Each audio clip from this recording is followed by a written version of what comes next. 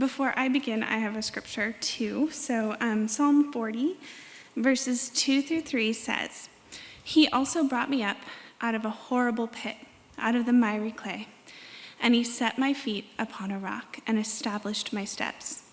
He has put a new song in my mouth.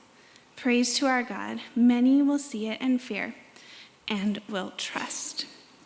And that, ladies, that's basically your testimony you just shared. That's my testimony I'm about to share. And I think that it can be all of ours. I think we all have a story. We all have a new song that he wants to put in our mouths. Well, my story has a lot of details too, so I'm going to try to rush through this. My conversion at age 21 was completely different. I went from a secular life to a sober life. Everything was completely different for me. I was prayed over that I would have a hunger for the Word of God. If you ever pray for new believers, pray that because it works. And I just fell in love with God's Word, and I sort of had this Christian fairy tale. I had gone from living with my drug dealer boyfriend, that's a whole nother story, to now being saved. I started serving in the church. I met and married this super godly man who happens to be cute.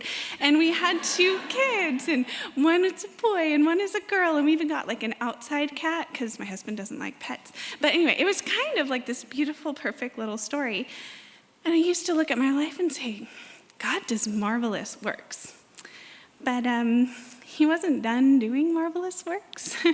And sometimes the marvelous things that he does look differently than we want them to. Sometimes they are trials. Sometimes they're circumstances. I just have this imagery of a tree, and those trials, those storms, whatever it is, that's what puts their roots down deep so that their branches can go out far and have lots and lots of fruit. So we need those things, but we don't always love them. I actually super love trees and all the imagery from that. Right after I got saved, Jesus let me work at a fruit tree nursery, which was super cool. I got to understand all these agricultural references from the Bible that I had never heard. So that was pretty cool. But one of my favorite things was that I got to sell apple trees. And there are so many kinds of apples that you can grow. And since where our nursery was, it was in the Vista, Bonsall, Fallbrook area, we would get people from coastal Oceanside all the way up to Escondido, up in the hills and stuff. And so I would ask them after they picked their apple, where do you live? And I would look on the zoning map because people don't really realize you have to spend a certain amount of time below 32 degrees per year in order to bear fruit. At least with most apples. And the sweetest ones need the most time in that frigid cold. Never anything I've ever thought about. But I would tell them, yeah, you live in coastal Oceanside, you might want to pick out a good citrus plant from over there. But over a decade after working at that fruit tree nursery, I was busy, I was an active, healthy, mostly wife, mom, friend. We were church planting in Colorado. And I was reading through my Bible, and I felt like the Lord reminded me of those apple trees. Does the Lord ever do that? Bring something up that you're that's kind of weird. I haven't thought about that in 10 years. But I did. And so I said, okay, what's up with that? And he said to me, this is going to be a season of deep winter. It won't be enjoyable, but the deep cold will produce sweet fruit if you let me work. I had no idea what that meant at the time, but I was like, hey, I'm godly, let's go. So I prayed it in. I said, I'll try. But he was preparing me, like we read in that verse, he was preparing a new song for me to sing. During that time, I began to notice some neurological issues, numbness, some pain, weird things that didn't make sense. I had also just found out that my estranged mom had died of complications of MS the year before. And so I went to the doctors, just kind of hey, just in case I've got MS, you probably want to tell me that. So I went in, and they gave me a physical exam, and they said, okay, we do need to do an MRI. You have too many symptoms. We need to rule this out. And they did not find lesions. I don't have MS, yay. But they did find a 2.5 centimeter mass in my skull that was pushing in on my brain. I don't think I'll ever forget that call. It was totally weird using all these terms. I'm like, is this some sort of medical drama that I'm watching from the inside? But we scheduled an appointment with a neurosurgeon. They went ahead and removed it. It was kind of on the outside of 3 layers of bone, so they were like, oh, this is going to be pretty simple. I mean, as far as brain surgeries go, it's supposed to be pretty simple. But they got in there. MRIs aren't perfect. It was 4 centimeters instead. It had degraded all of the bone. They had to take it all. I no longer had a cute little protective layer, and so they had to put in basically bone rebar and bone cement to kind of cover in the hole. And then we went, yay, the tumor's gone, because they got all of it, yay. But weeks later, I was in intense pain. They did another CT. Apparently, the wire mesh that was supposed to kind of cover it was going like this. So it was poking up into my skin and damaging my nerves, and it was not fun. So they said, let's go ahead and take care of that. So I went in for another surgery. It was pretty quick and simple, 28 hours in the hospital. I was like, got brain surgery down, we can do this. And we hoped that would be the end, obviously, of course. I went home to recover. I didn't really feel like I was recovering. 9 days later, I couldn't look to the left or the right. And my husband came home from work, because he was still working this whole time while I'm recovering. And he saw what looked like a little tiny spot of infection, and we were like, okay, let's go get this taken care of, because if that is infection, it can't touch all the non-organic material, or they'll have to drill all that out, and that would be bad. So we went in. I got my friend to stay with my kids for what I thought would be a couple hours, get some antibiotics, and be home, ready to rock it again. But that's not what happened. I got in there. They saw it immediately. It was a deep staph infection. I had gotten it most likely during the surgery itself, which is why it took so long for us to see it come out, because it had started down at the bottom. I just thought they were being super cautious. I'm like, oh, sure, another MRI, why not? Another CT, sure, I know how to do that. I'm wheeling away, and they look at Christian after I left, and they go, she will be in surgery tonight. There is no chance she won't be. And he went, oh. So I'm getting my MRI. I'm like, whatever, we're just going to get some antibiotics. Yeah, no. My neurosurgeon came in. She said we had to do it right now. Worst fears confirmed. I didn't really get it. I was still in shock. They don't, for an emergency surgery at 2:30 in the morning, it's totally different.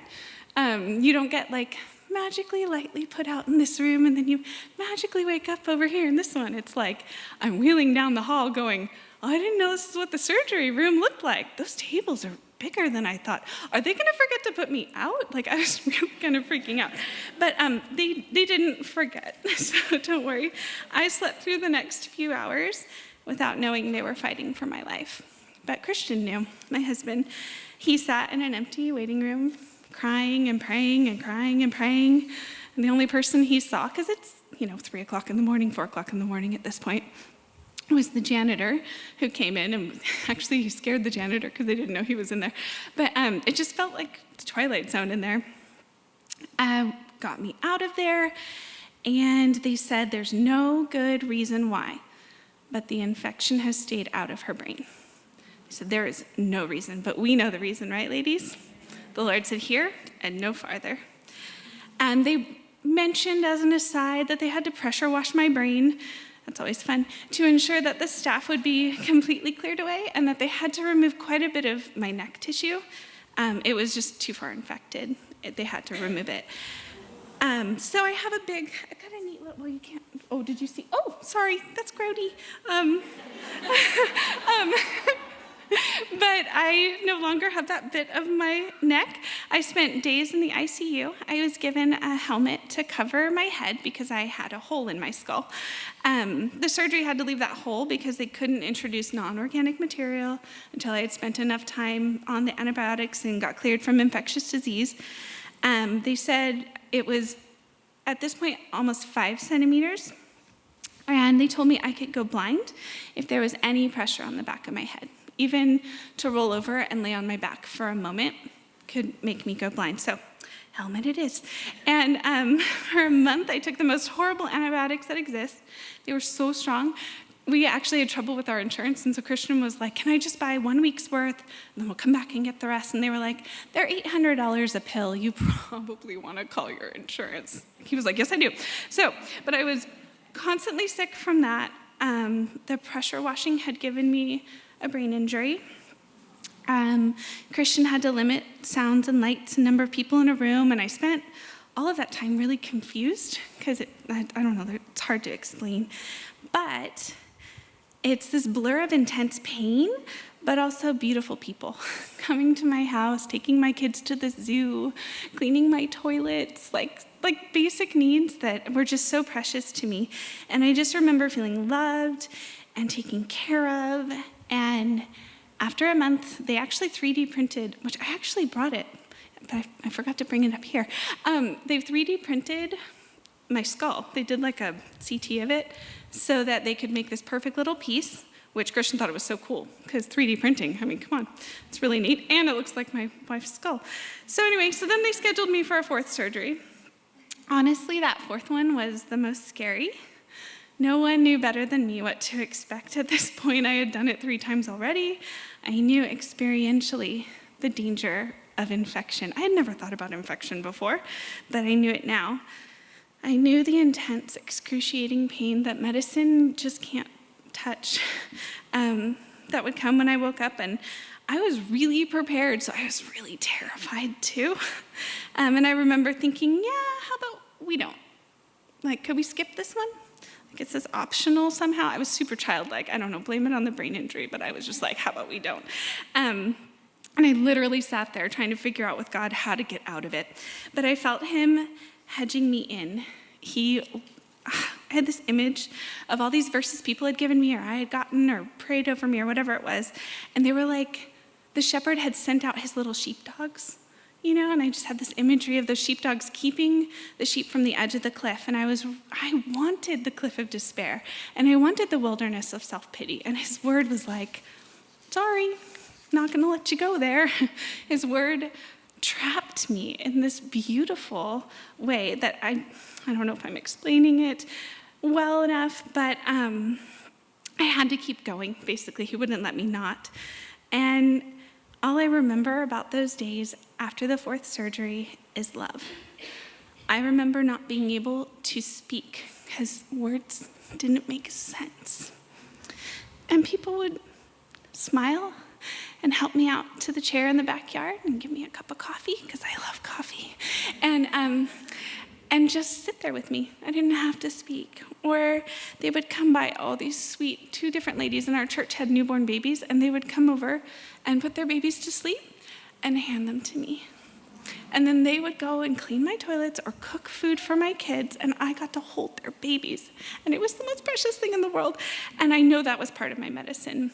I know that's how I healed. And that is such a gift to me. I wasn't strong enough to be part of the world at that moment, but Jesus brought the best pieces of life literally into my sickbed. They would come and bring me babies. The kids would come bring me their Legos, whatever it was. He brought all the joyous parts of life and just sat it down with me. And that is my favorite part about all of this, is that there were sleepless nights, there was still pain, but there was his Spirit speaking, there was his word, and there was beauty. There was pain, but that beauty was so much louder, it was so much bigger, and his presence was so big and so real. And that's actually still the lesson I'm learning now. I'm still continuing to learn this because I still now daily have pain. I still now daily hear him speaking his beauty, even louder though. That neck tissue they removed, well, that's what holds up your head, kind of important, and it won't grow back. Not the amount I lost. That brain injury, it's gotten better. I can actually stand here and talk to you guys, which is amazing. But when I get triggered, I go from the range of like stuttering mess to like full-on panic attack. And sometimes I don't know what's gonna happen. There are days I can't come in on a Sunday and come in this part of the church, even though it's my favorite part, because there's too many people. There's too much sound. I have to sit out there, even though I would love to be in here because this place is awesome. But even though I'm stuck with all of that, those are permanent things until Jesus comes back for me, because I get a new body. So I'm excited about that. But his beauty is still louder now, and he's still doing marvelous things.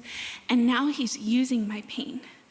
Because my pain limits me, I have to say no to things I really, really want to do, way more often than I get to say yes. But I've been learning in that how to be still. I wasn't good at that before. I was busy. It was fun. I loved having people at my house. Now, I can't. And for a while, I was kind of angry at the Lord. I liked the old Jo, and I wanted to be her again.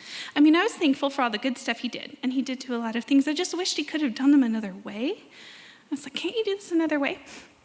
But this year, I began to see the fruit he was handing me, that the fruit that I could get no other way besides that deep winter season was how to be still and how to be content with wherever he carries me simply because they are his arms carrying me.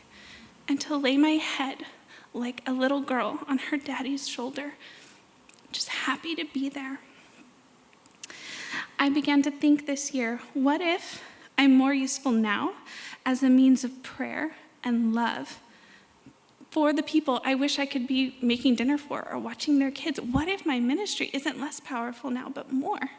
What if somebody else's prayers are the only reason I did any of that stuff in the first place? Like, who am I to ask? So, sorry, I got lost in my notes too. I just know that I'm excited to sing the song that he has handed to me. He's taught me each note individually, and it's been a deep winter season. It's been cold. It's been hard. But each note is so beautiful. Don't you love listening to these ladies sing tonight? Can't you get like the melodies and you feel all these moments? You have to learn each one with him. You have to learn each one with the Lord. And so my exhortation to you guys is, do you have pain in your life? Do you have a trial? Is it an estranged family member or a failing friendship or even a failing marriage?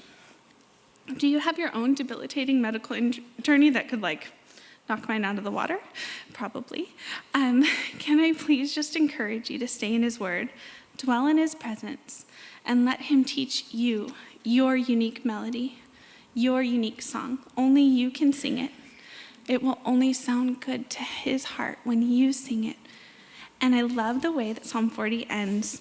It says, he has put a new song in my mouth, praise to our God. Many will see it and fear and will trust. Your life, your song, is going to be the vehicle that God uses to bring many people to trust. So I just want to encourage you guys with that. So thank you.